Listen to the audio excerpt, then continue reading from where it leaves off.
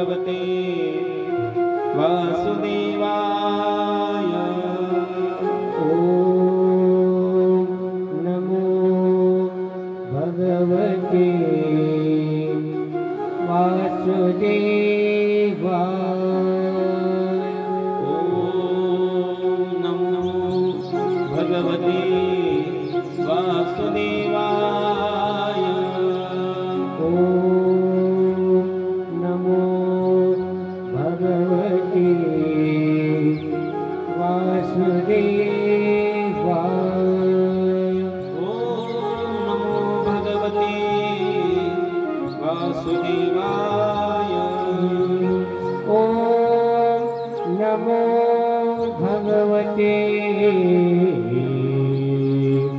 वासुदेवाय। हरे परमात्मने नमः।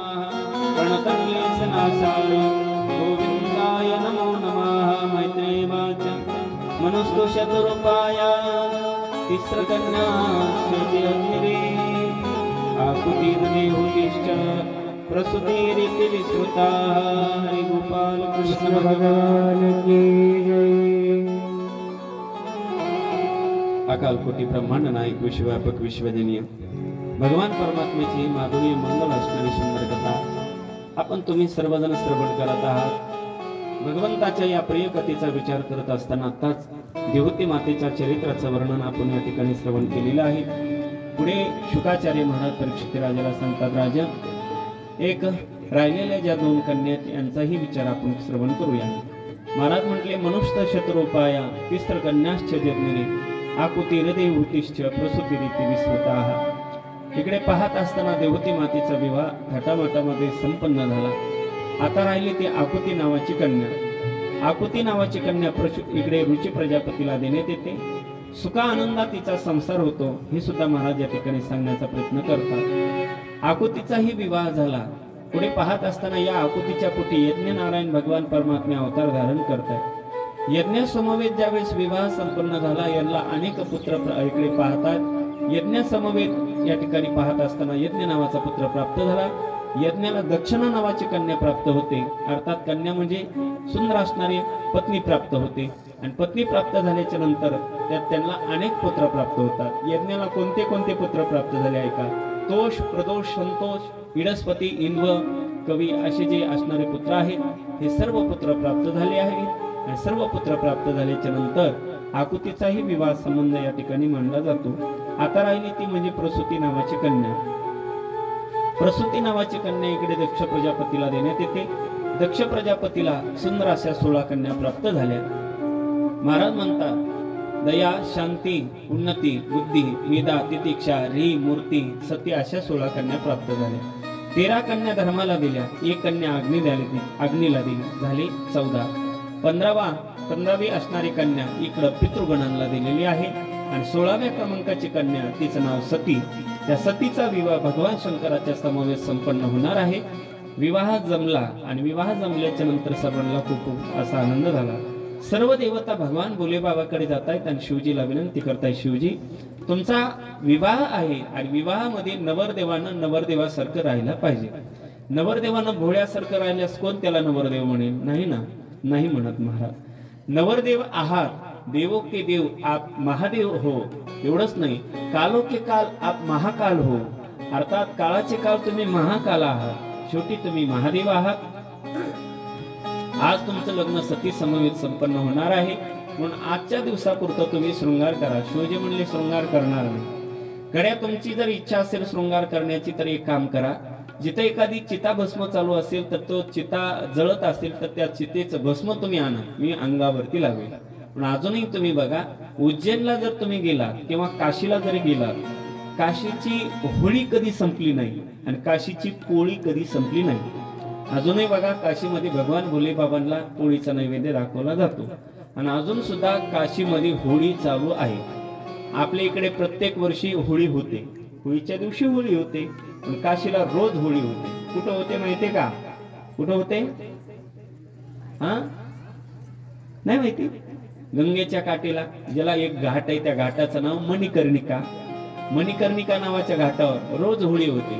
कधी या माणसाची कधी त्या माणसाची होळी कधी संपतच नाही महाराज. अखंड 24 तास ही होळी पेटली का नाही दुसरी लगेच होळी पाठीमागून येते. राम नाम सत्य आहे, राम नाम सत्य आहे, चालत येते महाराज ती होळी. खरे का नाही? तो चिताभस्म भगवान शंकराच्या अंगावरती टाकला जातो. काय भाग्य असन, मी कालच तुम्हाला सांगितलं, काय भाग्यवान तो माणूस असेल ज्याचा मृत्यू काशीमध्ये होत असेल. असं म्हणतात मृत्यू काशीमध्ये जर नाही झाला पण त्याचे पिंडदान जर काशीमध्ये जर झाले तर त्याला मोक्ष प्राप्ती होतो. काय भाग्य असेल त्या व्यक्तीचं बघा. म्हणजे काशीमध्ये अजून सुद्धा होळी होते. भगवान शंकराला चिताभस्म अत्यंत प्रिय, म्हणून शिवजीनं सांगितलं मला चिताभस्म लावायचा आहे. शिवजी आजच्या दिवसापुरतं तुम्ही नवरदेव आहात, आमच्या सगळ्यांची इच्छा आहे तुम्ही चिताभस्म लावा, पण गळ्यात सोनं नाणं घाला ना, सोन्याचा डोक्यावरती मुकुट घाला, गळ्यामध्ये सोन्याचं लॉकेट घाला. शिवजी म्हणले सोन्याचं मुकुट नाही बाबा. या बाबानं जटा असं सोडल्या, जटाचाच मुकुट घातला बाबा. शिवजी म्हणले अरे बापरे बघा दिसतो का नाही मुकुट. शिवजी म्हणले ठीक आहे. सगळ्या देवता म्हणतात ठीक आहे. शिवजी आजच्या दिवसापुरतं सोन्याचं लॉकेट घाला. शिवजी म्हणले हो घालतो. असा भला मोठा भुजंग असा डुलत जात होता. शिवजीने असा सर्प पकडला, गळ्यात घातला. कसं दिसतं लॉकेट माझं. सगळे म्हणले बोले बाबा आपका काम बहुत बढिया आहे. शंकराच्या पुढे कोणाचं काय चालतं महाराज, कोणाचं चालत नाही. शिवजी आजच्या दिवसापुरतं आमच्या सगळ्यांची इच्छा आहे तुम्ही पितांबर घाला.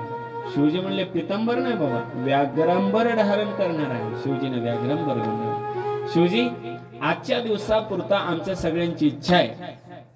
भगवान नारायण म्हणतायत माझ्या गरुडावरती बसा, विष्णू म्हणतायत माझ्या गरुडावरती बसा, ब्रह्मदेव म्हणतात माझ्या वाहनावरती बसा, काही देवता म्हणतात रथात बसा. शिवजी म्हणले बाबा रथात बसणार नाही, गरुडावरती बसणार नाही, मी माझ्या नंदीवरती बसणार आहे. कशावर बसणार आहे? नंदीवरती. तसं नवरदेवाला घोडा आल्याशिवाय नवरदेव बसत नाहीत महाराज. काही काही गावामध्ये घोड्याशिवाय नवरदेव एवढे रुसतात, घोडा पाहिजे आम्हाला, घोडं पाहिजे. एका गावात लग्नाला गेलो, नवरदेव एवढा रुसला महाराज, काय सांगावं अर्जुन महाराज, भयंकर रुसला, फारच रुसला. काय झालं जावई बाबा? अहो म्हणणे मला घोडं पाहिजे. आता घोडं कुठून आणावं? नवरदेवाचं घोडं वेगळं असतं आणि खळ्यावर जाणारं घोडं वेगळं असतं. एक जण त्या माणसाला सांगितलं बाबा आपल्या गावात एक घोडा आहे पण भटजीचं घोडं आहे, ब्राह्मणाचं घोडं. नवरदेव बाबा चालेल का? ते म्हणलं आम्हाला काय करायचं, भटजीचा असो किंवा कोणाचा असो, आम्हाला घोडं पाहिजे बसायला. आणा बरं घोडं. भटजी कोण घोडं आणलं. आणल्याच्या नंतर सांगितलं नवरदेव साहेब हो जावई बापू बसा आता या घोड्यावर. घोड्यावर बसले. आता खरंच सांगा ब्राह्मणाच्या घोड्याला लग्नात नाचायची सवय का खळ्यावर जाण्याची सवय? खळ्यावर जाण्याची सवय. ते बिचाऱ्याकडे काय गुन्हा मारा त्या घोड्याकडे. ते घोड्यानं अशी काय उडी मारली आणि उडी मारल्याच्या नंतर ते खळ्याकडे पळालं. पण खळ्याकडे पळालं पण त्यानं अशी पुन्हा उंच उडी मारली. नवरदेव खाली आणि घोडा त्याच्या अंगावर पडला महाराज. भटी बजनीनो घोडो खाना खनो चन्म थोडो, एक लात मारो तो नीचे दुल्लो ऊपर घोडो. ही असणारी मारवाडी भाषा आहे. सांगण्याचं तात्पर्य एक आहे, नवरदेव काय काय घोड्यासाठी बसतात पण शिवजी म्हणले नाही बुवा मी नंदीवरती बसणार आहे. शिवजी नंदीवरती बसतात. आता हे सगळे निघाले महाराज, नाचू लागले, गात होते, सगळे वाद्य वाजत होते. सगळे आल्याच्या नंतर सगळे कोणी नाता थाटामध्ये नटून आले महाराज, शृंगार करून आले. पण ज्याचा शृंगार आहे तो नवरदेवच माग सोडला. सगळे पुढे नाचू लागले. नाचत असताना शिवजी म्हणले अरे नंदी, अरे सगळे नाचायला लागले रे. ब्रह्मलोकातले आले, स्वर्गातले आले, सगळे आले म्हणा, पृथ्वी तलावरचे आले, सगळे आले, परंतु आपलं वराड राहिलेलं आहे. असं नको बा. त्यावेळेस 2 दूत शिवजीनं पाठवले. महाराष्ट्रामध्ये ते 2 दूत आले आणि आता मात्र सगळ्या स्मशानभूमीत जातात. भूतवेताळाला सांगतात गडे आपल्या शिवजीचं लग्न आहे, तुम्ही लग्नासाठी चला. सगळे भूतवेताळ येत होते पण नाचत येत आहेत. कसे म्हणतायत ऐका. भूते अरे भूते वेताळ नाचते हर्षयुक्त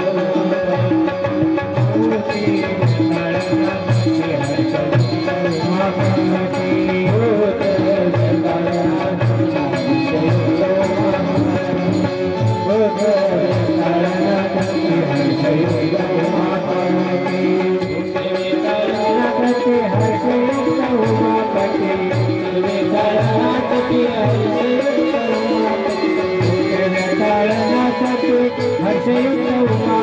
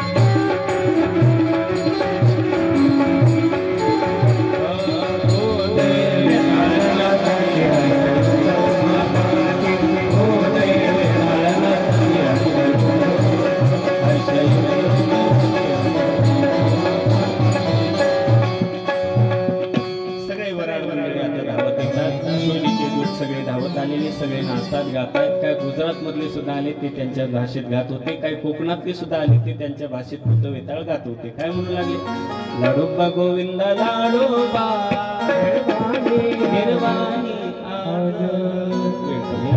असो, हे सगळे कोकणातले वराड मंडळी आले. एवढंच नाही, पंजाब मधले सुद्धा आले, ते सुद्धा म्हणू लागले, वाहे गुरु वाहे गुरु वाहे गुरु वाहे गुरु वाहे गुरु वाहे गुरु वाहे वाहे गुरु वाहे गुरु वाहे गुरु वाहे गुरु वाहे गुरु वाहे गुरु वाहे वाहे गुरु वाहे गुरु वाहे गुरु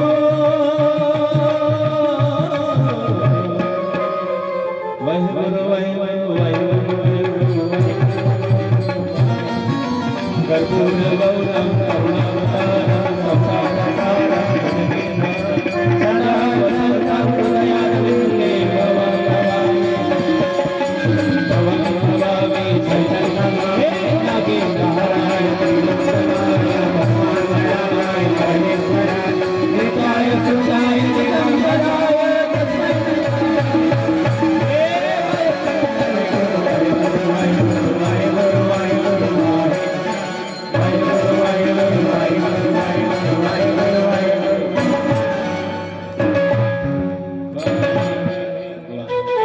तस्मै पाहत असताना सगळे वराड मंडळ आले, शिवजीच्या लग्नात नाचू लागले, गात होते.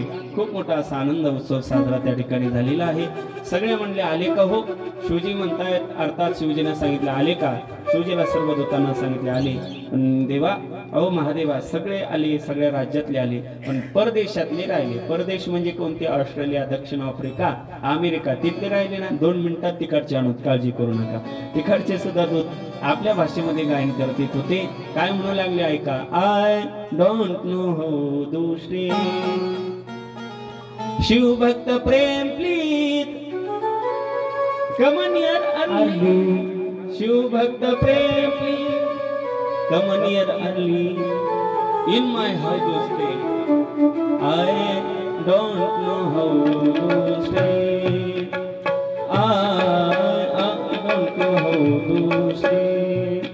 हरि ओम नमः शिवाय, ओम नमः शिवाय, ओम नमः शिवाय, ओम नमः शिवाय.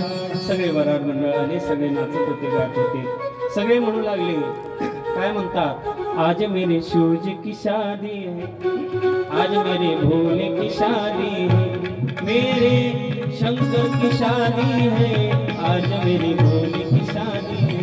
सगळे नाचतात, गातात, आनंद उत्सव साजरा करतात. सगळे जण आले आणि आल्याच्या नंतर आता भगवान भोले बाबाचं लग्न सती मातेच्या सभावेत संपन्न होत आहे. शुभमंगल. विवाह संपन्न झाला, सर्वांना खूप मोठा असा आनंद झाला. आता तीच सती माता पुढे पाहत असताना वडिलाच्या आईची आज्ञा घेतली, निघालेली आहे. आता कैलास पर्वतावरती आल्याच्या नंतर बिचारीला काय माहिती, महाराज घर कसं, दार कसं, तर ती राहते महाराज एकांतस्थानी राहायचं. सगळी भूत वेताळ इकडे नाचताना सती मातेला भीती वाटायची. वा, शिवजीनं सांगितलं, हे बघ, घ्यायचं काम नाही, हे सगळे भूत उलट्या तोंडाचे, उलट्या पायाचे, हे आपलेच पाहुणे, घ्यायचं काम नाही. सतीला भीती वाटत होती. शिवजीनं समजावून सांगितलं, हे बघ सती, घ्यायचं नाही, सगळे आपल्या घरचं वराड. सती माता म्हणली, ठीक आहे वा. आता तिला सतीला पण सवय पडली म्हणा. आता कसं असतं, जुनी म्हण आहे ना, रोजच म्हणून त्याला कोण असं झालं महाराज त्या सतीचं. रोजच भूत वेताळ डोळ्या पुढे दिसतात. आता काय करावं, त्याची थोडीच भीती वाटते सती मातेला. नाही वाटत महाराज. सती माता संसारामध्ये मग्न नाही. आता संसारामध्ये जीवन जगत असताना काही दिवस निघून गेले. एक दिवस सहजच ब्रह्म विष्णू महेश हे तिघ जण दक्ष प्रजापतीला प्रजापती पद मिळालं, आपल्या सासऱ्याला पद मिळालं, भेटण्यासाठी गेले. तिघ जण आल्याच्या नंतर खाली बसले आसनावरती. पण दक्ष प्रजापती चालत येत असताना सगळे उठून त्या दक्षला नमस्कार करू लागले. नमस्कार नमस्कार नमस्कार हात जोडू लागले महाराज. पण हे तिघ जण खाली बसलेले होते, ब्रह्म विष्णू महेश. तिघ खाली बसलेले असताना इकडे दक्ष प्रजापती येतोय. प्रजापतीला राग आला, अरे हे सगळे उठून मला नमस्कार करतायत, पण हे तिघ जण बसले. ब्रह्मदेव माझे पिताश्री जाऊ द्या, विष्णू हे देवता आहेत जाऊ द्या, पण हा शंकर ज्याला राहायला घर नाही तरी सुद्धा मी माझी लाडाची सती नावाची कन्या याला दिली. ज्याला राहायला घर नाही, ज्याला बंगला नाही, गाडी नाही, जे नंदीवरती फिरतं, जे स्मशानात राहतं, काही अंगाला लावतं, याला मी लाडकी कन्या दिली पण हे मला पाहून उभा राहिलं नाही, राग आला महाराज. कसं असतं, काही काही माणसाला पद आलं की गर्व येतो महाराज, पद आलं की गर्व येतो. साधा एखादा गावातला मनुष्य, साध्यातला साधा मनुष्य एखादं पद जर आलं, त्याला जर सांगितलं रामभाऊ हे काम करा बरं, ते करत नाही महाराज. का? त्याला पद आल्यामुळे करत नाही. हे बघा, पद आलं की माणसाला गर्व येतो, गर्व येतो. साधं सर्वच सामान्य एखादा व्यक्ती असेल आणि त्या सर्वसामान्य व्यक्तीला जर म्हणलं वा काय महाराजासारखे तुम्ही दिसतात, सप्त्यामध्ये एखादा व्यक्ती जर चटई टाकणारा असेल, पंक्तीमध्ये जर वाढणारा असेल, त्या व्यक्तीला जर एखाद्या वेळेस आमच्यासारख्यानं म्हटलं ना वा काय महाराजासारखे दिसता हो तुम्ही, ते उद्या पंक्तीमध्ये वाढतच नाही, चटईही टाकत नाही. का? नात्रेचे महाराज आम्हाला महाराज म्हटले ना, त्याला गर्व होतो महाराज. साधं सिंपल जर एखाद्या व्यक्तीला जर पद दिलं तर त्या व्यक्तीला गर्व येतो. दक्ष प्रजापतीला प्रजापती पद मिळाल्यामुळे अत्यंत गर्व झाला. सर्व देवता आले आणि दक्ष प्रजापती राग राग शिवजीला बोलत आहे, अरे शंकरा, लाडाची कन्या मी तुला दिली, मला पाहून उभा राहता येत नाही, का उभा राहिला नाही? शिवजी शांत रीतीने ऐकून घेतात, काहीच बोलत नाही, मौन धारण केलं. असंच असतं काय, लोक जर आपल्याला बोलत असतील तर माणसानं शांत राहावं, शांत राहावं, त्यांचं ऐकून घ्यावं, मला चांगलं असतं. लोक म्हणत असतील हा लबाड आहे, आपल्या समोर जर त्याला नाव ठेवत असतील तर गपचूप ऐकून घ्या. का? तर त्याचं कारण आपले चांगले दिवस जवळ आलेले असतात ना, म्हणून लोक आपली निंदा करत असतात, निंदा करत. ऐकून घ्यायचं महाराज. शिवजी ऐकून घेतात, शिवजी ऐकून घेतात, पण नंदीला ते सहन होत नाही ना. शिवजी मात्र पाहत होते. दक्ष प्रजापतीनं शिवजीला श्राप दिला, हे शंकरा माझा श्राप आहे, यज्ञामध्ये 33 कोटी देवताचे भाग राहतील पण तुझा भाग कोणी ठेवणार नाही. शिवजीनं ते सहन केलं, पण नंदीला मात्र ते सहन झालं नाही. नंदी महाराज उभा राहताय. नंदीनं सांगितलं, ए दक्षा, सासरा झाला म्हणून काय पण बोलतो का रे? देव के देव महाकाल भगवान भोले बाबाला विसरून गेला का? अरे राहणीमान त्यांचं साधे, सगळ्या देवता ज्यांच्या पुढे लोटांगण हलतात ते फक्त देवता भगवान शंकर आहे. 33 कोटी देवतामध्ये लवकर प्रसन्न होणारी फक्त देवता एकच, तिचं नाव फक्त शंकर. त्याला तू नाव ठेवतो का रे? माझा सुद्धा तुमच्या कुळाला श्राप आहे, तुझ्या एकट्याला मी श्राप देत नाही, सगळ्या कुळाला श्राप देतो. जा, तुमचं कुळ कधी तृप्त राहणार नाही, तुमच्या अपेक्षा वाढत राहतील, वाढत राहतील. त्या ब्राह्मण कुळाला श्राप दिला महाराज. आणि श्राप दिल्याच्या नंतर नंदी महाराज तिथून निघून जातात, शंकरजी निघून जातात. सासरे बुवाच्या मनात एकच टकटक, काय माझ्या जावयानं माझा अपमान केला, जावयाचा जास्त अपमान करायचा. काय करायला केलं त्यानं? भला मोठा यज्ञ ठेवला, यज्ञाच्या पत्रिका तयार केल्या आणि यज्ञाच्या पत्रिकेमध्ये त्यानं सगळ्या 33 कोटी देवतांचे नाव लिहिले. 15 मुलींचे नाव, 15 जावयाचे नाव, पण 16व्या क्रमांकाची मुलगी, तिचं नाव काय? गोपेगावकर सती. सतीचं नाव. 16व्या क्रमांकाचा जावई, त्याचं नाव काय? शंकर. दोघांचे नाव लिहिलेच नाही महाराज. त्या पत्रिकात सगळ्या देवतांना वाटलं, का? जावयाचा अपमान करायचा, त्यामुळे सगळ्या देवता मात्र यज्ञासाठी निघाल्या. आकाश मार्गाने विमान जात होतं. आकाश मार्गाने विमान जात असताना काही देवतांना त्या पत्रिका वाचल्या आणि वाचल्याच्या नंतर त्यांना कळलं, अरे 15 मुलींचे नाव, 15 जावयांचे नाव, पण सतीचंच नाव नाही. चला आपण सतीला पत्रिका दाखवूया. काय काय माणसाला अशी खराब सवय असते महाराज, एखाद्याच्या पायाला जर जखम झाली ना, ते मलमपट्टी करत नाही, त्याच्यावर मीठ चोळलेलं लिंबू पिळतील पण मलमपट्टी करणार नाही. इतका घाण सवय काय काय भयंकर बेकार सवयीत महाराज. त्या काय काय देवता सतीकडे जातात, सतीला सांगतात, सती काय ग बाई, चल तुला यायचं नाही का ग? सती म्हणते, कुठं निघाल्या बाई तुम्ही, नटून तटून निघाल्या? अगं तुला माहिती नाही सती म्हणे. काय? अगं तुझ्या वडिलाच्या घरी फार मोठा यज्ञ आहे, चाल. सती म्हणले, शक्यच नाही. 15-16 बहिणींपैकी आमच्या सगळ्यात लाड करणारा बाप म्हणजे माझा लाड करतोय, माझा बाप सगळ्यात जास्त माझा लाड करतो, मला विचारल्याशिवाय माझे बाबा काहीच करत नाही. कसला यज्ञ म्हणे, शक्यच नाही. सगळ्या देवता म्हणले, अगं तुला खोटं वाटतं का? ही पत्रिका बघ, पत्रिका. आता पत्रिका दाखवली सतीनं, सगळी पत्रिका वाचली. अरे 15 मुलींचे नाव, पण माझं नाव, माझ्या मालकाचं नाव नाही.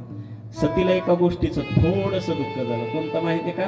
माझं नाव नाही याचं दुःख नाही, पण माझ्या मालकाचं नाव नाही याचं दुःख जास्त वाटलं. बघा, ऐका, पतिव्रता माऊलीनं स्वतःचा झालेला अपमान सहन करावा, मालकाचा झालेला अपमान कधी सहन करायचा नसतो, कधीच करायचा नसतो. सती मातेला असं वाटलं, जाऊ द्या, माझ्या वडिलांच्या घरी फार मोठा यज्ञ आहे, माझ्या वडिलांच्या पाठीमागं फार मोठा या ठिकाणी पाहतात मोठा संसार आहे, यदा कदाचित चुकला असेल ना, राहिला असेल नकळ, समजून घेणाऱ्या त्या लेकी असतात. बिचारी सती मात्र देवतांना सांगते, देवतांनो तुम्ही सगळ्या जणी समोर जा, मी मागून येते. सती माता चालत चालत पतीकडे येते, पती चरणावर नमस्कार करते. मालक काय ग सती, चला आपल्या दोघांना जायचं. काय ग बाई, कुठं जायचं आपल्या दोघांना? मालक तुमच्या सासरवाडीला जायचंय, तुमच्या सासरवाडीला सासऱ्याच्या घरी जायचं. सतीला म्हणता येत होतं माझ्या माहेराला, म्हणता येत होतं, पण म्हणत नाही का? पतीचा मान वाढावा याच्यासाठी चांगलं बोललं पाहिजे. मला सतीनं पाहिलं शंकराच्या पाठीमागे दूत आहे, मी जर म्हणले माझ्या माहेराला चला काय वाटणार नाही, तुमच्या सासरवाडीला म्हटल्याच्या नंतर पतीचा मान वाढल ना. बघा पतीचा मान वाढल असं बोललं पाहिजे. एखादी मुलगी जर माहेराला आली असेल, 5-10 मावल्या जर तिथं बसल्या असतील, सहज आपली आई म्हटली असेल, बेटा काय ग जावई कसे, त्या सगळ्यांच्या देखत वाईट वाकडं तिकडं बोललं नाही पाहिजे पतीला.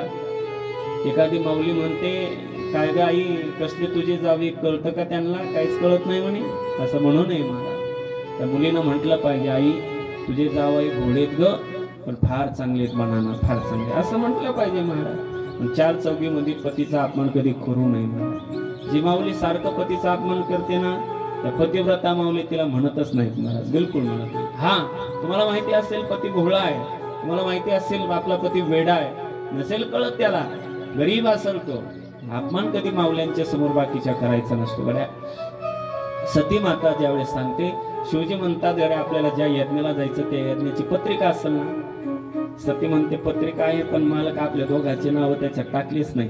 त्यावेळेस पाहत असताना शिवजी सांगतात, हे बघ सती, एखाद्याचं लग्न असेल, एखाद्याचा यज्ञ असेल, एखाद्याचं वैयक्तिक काम असेल, एखाद्याच्या घराची वास्तुशांती असेल, एखाद्याचं वैयक्तिक जर काम असेल, कार्य असेल, काय कार्य वैयक्तिक ठेवलं असेल, त्याचं आमंत्रण असल्याशिवाय कधी त्याच्या घरी जायचं नसतं. बघा सती ऐक, जिस घर पे आदर मान नहीं उस घर पे जाना ना चाहिए. सती चाहे बेटा कितना प्यारा हो, सती चाहे बेटा कितना प्यारा हो, उसे सिर पर बिठाना ना चाहिए. जिस घर पे आदर मान नहीं उस घर पे जाना ना चाहिए, ना चाहिए, ना चाहिए. चाहे भैया कितना दुश्मन हो, ऐका गोपे गावकर, चाहे भैया कितना दुश्मन हो उसे भेद छुपाना ना चाहिए. जिस घर पे आदर मान नहीं उस घर पे जाना ना चाहिए, ना चाहिए. चाहे लड़की कितनी प्यारी हो, चाहे कन्या कितनी प्यारी हो, उसे घर घर घुमाना ना चाहिए. जिस घर पे आदर मान नहीं उस घर पे जाना ना चाहिए. सती ज्या घरामध्ये मान नसेल, ज्या घरामध्ये सन्मान नसेल, त्या घराचं तोंड कधी पाहायचं नसतं. मालक तुम्ही जर हे मला ज्ञान शिकवत असाल तर मला एका गोष्टीचं उत्तर द्या. तुम्ही मला ज्ञान शिकवलं, काय शिकवलं ग सती तुला ज्ञान? तुम्ही म्हणायचे ना मालक, शिष्याने गुरुच्या आश्रमावरती जात असताना आमंत्रण नसत तर गेलं पाहिजे, तुम्हीच म्हणता ना. मालक मुलीनं माहेराला जात असताना इकडे वडिलांची पत्रिका नसेल, आमंत्रण नसेल तरी गेलं पाहिजे असं तुम्ही म्हणता ना. नोकराने मालकाच्या घरी जात असताना आमंत्रण नसेल तरी गेलं पाहिजे असंच म्हणता ना. इथं कसलं आमंत्रण पाहता? शिवजी म्हणतात सती ऐक, तुला जायचं असेल तर जा, पण तिथं गेल्यास तुझा अपमान होईल बघ. सतीला राहत नाही का? 6 महिने झालं माहेराचं तोंड पाहिलं नाही, 6 महिने झालं जन्म देणाऱ्या माईचं तोंड पाहिलं नाही, 6 महिने झालं बापाचं तोंड पाहिलं नाही. आत्या आल्या असतील, माझ्या मावशी आल्या असतील, बहिणी आल्या असतील, माझ्या बहिणींचे मालक आले असतील, नवे सगळे पाहुणे आले असतील. नक्कीच माझ्या ताईला, नक्कीच माझ्या आईला, नक्कीच माझ्या सगळ्यांना भेटायला गेलं पाहिजे. सती माता निघते. ज्यावेळेस कैलास डोंगरावरून जसे खाली उतरते, उतरल्याच्या नंतर पुन्हा मालकाची आठवण येते, पुन्हा वापस येते, पुन्हा माहेराची आठवण येते, पुन्हा डोंगरावरून खाली येते, पुन्हा मालकाची आठवण येते, पुन्हा वापस येते, पुन्हा माहेराची आठवण खाली येते, पुन्हा वापस. खालीवर जाता जाता जवळपास 4:30 वाजून गेले महाराज. सतीनं ठरवलं आता आपलं गेलं पाहिजे. सती माता ज्यावेळेस चालत जाते, चालत जात असताना भगवान शिवजी इकडे नंदीला सांगतात, नंदी ज्या आरती सती जाते त्या आरती माझ्या डोळ्यानं कधी सती दिसणार नाही. नंदी एक काम कर, सतीचे जितके अलंकार दिसतात, वस्तू दिसतात, ऐनक दिसतोय, आरसा दिसतोय, वस्त्र दिसतात, सगळे अलंकार वस्त्र तू ने नंदी महाराज म्हणतात शिवजी तुम्ही असं का म्हणता तर ऐक नंदी, ज्या आरती सती गेली त्या आरती 33 कोटी देवतांचे भाग त्याला यज्ञात दिसतील, तिला मात्र फक्त माझा भाग दिसणार नाही. न दिसल्यामुळे ती यज्ञामध्ये विध्वंस होईल, अर्थात यज्ञात उडी टाकेल आणि उडी टाकून आपला देह समर्पित करेल. त्यावेळेस शिवजीला नंदी सांगतोय शिवजी ती गेल्याच्या नंतर तुम्हाला ही वस्त्राचं काय करायचं. शिवजी म्हणतात यदा कदाचित ती गेल्याच्या नंतर तिचे जर वस्त्र मला दिसले, तिचे अलंकार जर मला दिसले, तिची जर चुडिया म्हणजे बांगड्या जर मला दिसल्या, तिचा जर ऐनक मला दिसला, तिची जर फणी मला दिसली तर ती गेल्यानंतर मला तिची आठवण येईल बघ. असंच असतं, गेलेले माणसं परत कधी येत नसतात पण त्यांच्या आठवणी येत असतात. गड्या गेलेल्या माणसाचा फोन कधी येत नसतो, गेलेल्या माणसाचं पत्र कधी येत नसतं, गड्या त्यांच्या आठवणी येत असतात, सारख्या आठवणी येत असतात. गेलेल्या माणसाची चिठ्ठी कधी येत नसते, चिठ्ठी न कोई संदेश जाए कौन साथे जहाँ तुम चले चिट्ठी न कोई संदेश जाए कौन साथे जहाँ तुम चले गए जहाँ चले गेलेल्या माणसाचा फोन कधी येत नसतो, चिठ्ठी कधी येत नसतं, पत्र कधी येत नसतं. सती सगळ्या वस्तू इकडे अर्थात नंदी सगळ्या वस्तू घेऊन जा. नंदीनं पूर्ण वस्तू घेतल्या. आता नंदी महाराज निघाले. दूर गेलेल्या मातेला आवाज दिला, आई ठेरो मै नंदी आया हो. पाठीमागं वळून पाहिलं तर नंदी आहे. नंदीला घेऊन सती माता तिथं जाते आणि गेल्याच्या नंतर सगळ्या जणी पाहतात. 15 बहिणी म्हणतात दक्ष प्रजापतीने आधीच सांगितलंय बघा, सती जर इथं आली तर सतीला कोणी बोलू नका, हवं असेल तर तिचा अपमान करा, तिला कोणी बोलू नका. सगळ्या बहिणीला कळालं सती आलेली. सगळ्या बहिणी एक एक बहीण अपमान करते. सती आली का ग? हो ताई आली. काय चाललं ग तुझं? खूप चांगलं ताई, तुझ्या आशीर्वादाने खूप चांगले. काय ग सती तू एकटी आली, दाजी नाही आले? अपमान केला. या सगळ्या जणीला माहिती होतं हिला आमंत्रण नाही, तिच्या मालकाला सुद्धा आमंत्रण नाही, म्हणून फक्त आपल्या सतीचा अपमान करायचा. दुसरी बहीण तिथं आली. सती काय ग ताई, काय चाललं ग? खूप चांगलं ताई, तुझ्या आशीर्वादाने खूप चांगलं. काय ग आम्हाला असं वाटलं सोन्याच्या रथात बसून येशील, नंदीला घेऊन आली का? नंदी महाराजांना लाल बंद डोळे केले. पण श्रीकडे सती मातेने सांगितलं, नंदी महाराज शांत व्हा, शांत व्हा, हे माझं सासर नाही माहेर आहे, शांत व्हा. एकटा नंदी सगळ्यांना गिळून घेऊ शकतो, एकटा नंदीनं सगळ्यांना मारलं असतं, पण आईची आज्ञा नाही ना, म्हणून बिचारा शांत झाला, शांत झाला. तिसरी बहीण आली. का ग सती काय चाललं? काय तुझ्या आशीर्वादानं खूप चांगलंय ग. काय ग सती? म्हणे काय तुम्ही घरदार बांधला असेल ना का पहिल्यासारखं स्मशानातच राहता? सगळ्या जणी एक एक अपमान करते महाराज. सती गपचीप ऐकून घेते. चौथी बहीण आली. ती म्हणते का ग सती काय चाललं? खूप चांगलं. काय ग दाजी तोंडाला पावडर वगैरे लावत असतील ना का पहिल्यासारखं भस्मच राहता? एक एक अपमान करते महाराज. पाचवी बहीण येते. तीही म्हणते का ग सती काय चाललं तुझं? खूप चांगलं. काय ग दाजी गळ्यामध्ये लॉकेट वगैरे सोन्याचं घालत असतील ना का पहिल्यासारखं साप घालूनच हिंडता? एक एक बहीण अपमान करते. सतीनं ऐकून घ्यावा. सती माता चालत येते, पण दारामध्ये उभा राहणाऱ्या माईकडे पाहते.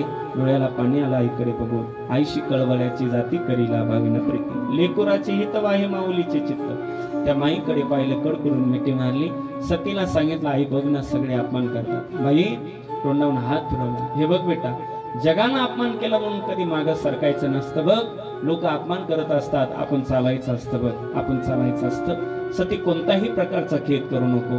आई सगळे दिसतात पण माझे बाबा दिसत नाही. बेटा एक काम कर, सरळ चालत जा. सरळ चालत गेल्याच्या नंतर यज्ञशाळेमध्ये तुझे पिताश्री दिसतील. आई माझे बाबा मला भेटतील का? हो बेटा जा. यज्ञशाळेकडे सती माता जशी चालत जाते ना, आणि चालत गेल्याच्या नंतर यज्ञशाळेमधल्या बापाकडे सतीनं पाहिलं.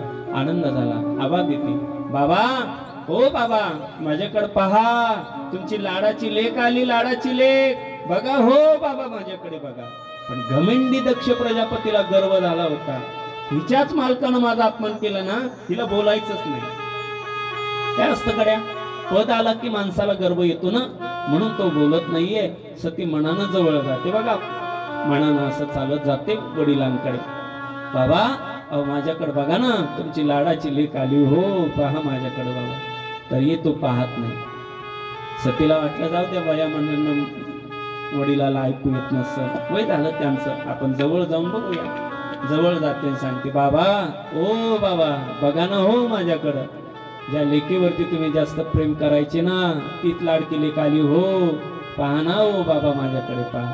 तरी दक्ष प्रजापती पाहत नाही. सतीला वाटलं जाऊ द्या, ऐकलं नसेल, वडिलांचं दर्शन घेऊन माग सरकावं. ती बिचारी जवळ जाते, वडिलाच्या पाया पडते, पण हा मागच राहते. पुन्हा दर्शन घ्यायला जाते, पुन्हा मागच राहते. पुन्हा दर्शन घ्यायला जाते, पुन्हा दक्ष प्रजापती मागे सरकला. आता राग आला महाराज वडिलांचा. हो बाबा आवाज देऊन तुम्ही बोलले नाही याचा राग नाही हो आला बाबा. दर्शन घेत असताना तुम्ही मागे सरकला त्याचा राग आला हो बाबा. काय चुकलं माझं? काऊन बोलत नाहीत बाबा माझ्याशी? बोला ना. काहीच बोलत नाहीये बाप. पण असं वाटलं तिरकी नजर सती मातीची यज्ञाकडे गेली. यज्ञामध्ये 33 कोटी देवाचे भाग सती मातेला दिसले, आपल्याच मालकाचा दिसला नाही. रागाला मला सती मातेला डोळ्यात पाणी आलं. पदर घेतला आणि पुसू लागले डोळे. विचार करू लागले, अरे माझा मालक मला म्हणू लागला सती जाऊ नको, पण ऐकलं नाही मी माझ्या मालकाचं, ना ऐकलं.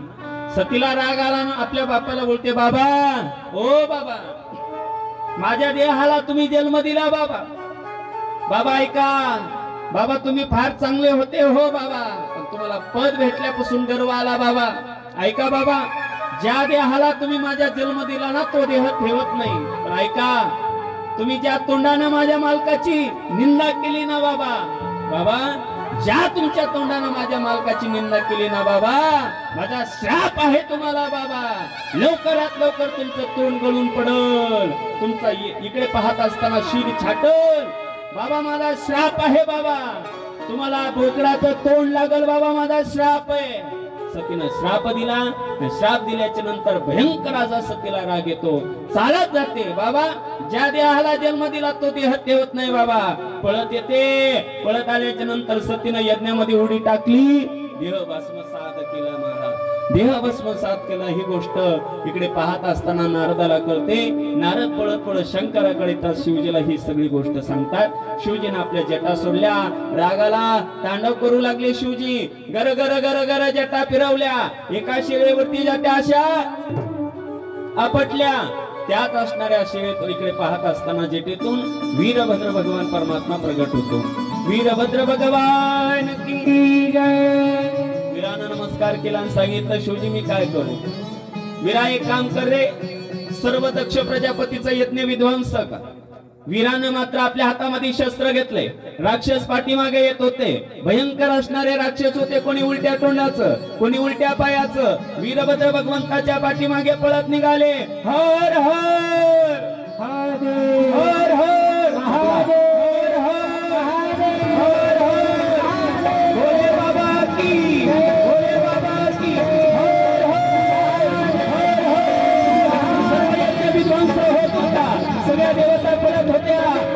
प्रजापती पुढे पाहत होता. वीरभद्र भगवंत धावत आले. सगळे राक्षस मारत होते. सगळ्याला भीती वाटू लागले.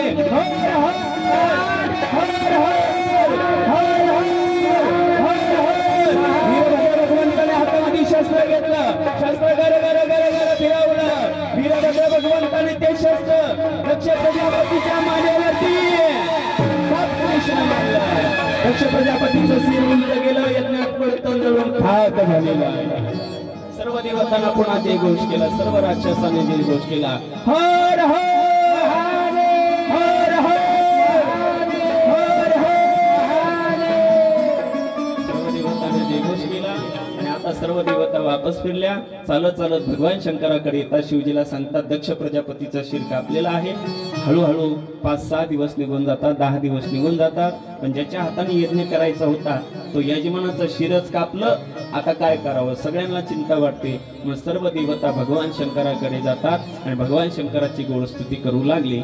शिवजीला विनंती करू लागली, शिवजी हरि ओम में ओम समाया है, मेरा भोला नगर में आया. हरि ओम में ओम समाया है, मेरा भोला नगर में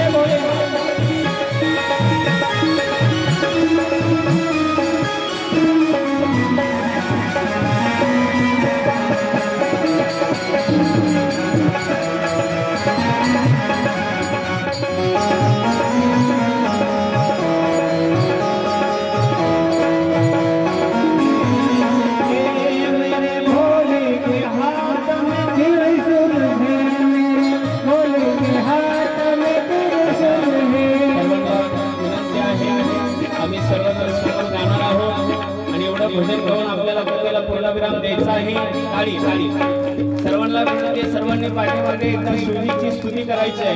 मेरे भोले के हाथ में त्रिशूल है. ऐका, आपल्याला जर हिंदीत नाही आली तर गेल्या वर्षी सांगितलं होतं काय म्हणायचं, ना ना ना ना सुर विसरून द्यायचं पण म्हणायचं बरं का, सगळ्यांनी म्हणायचं आहे. मेरे भोले के हाथ में त्रिशूल है. वाह वाह वाह वाह. हरी त्रिशूल में ओम समाया